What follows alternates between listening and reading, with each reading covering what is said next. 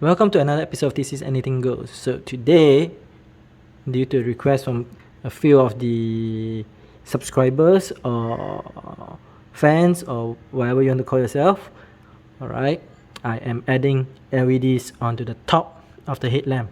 I know you guys saw the video on the buy LED conversion. You guys love it. It was one of my top videos in terms of the first 5 days performance. Alright, so let's do it. Alright,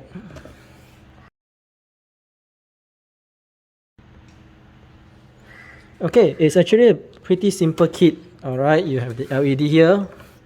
Alright, it's gonna be installed using double-sided tape, and you have 3 wires here, which is the black for negative, the red for the side light here, and the yellow for the blinker. Okay, so if you remember correctly, for this car, the black is actually connected to the white color wire. The positive for the auxiliary light is connected to the blue wire, and this signal light is connected to the brown wire. Okay, so let's get that installed.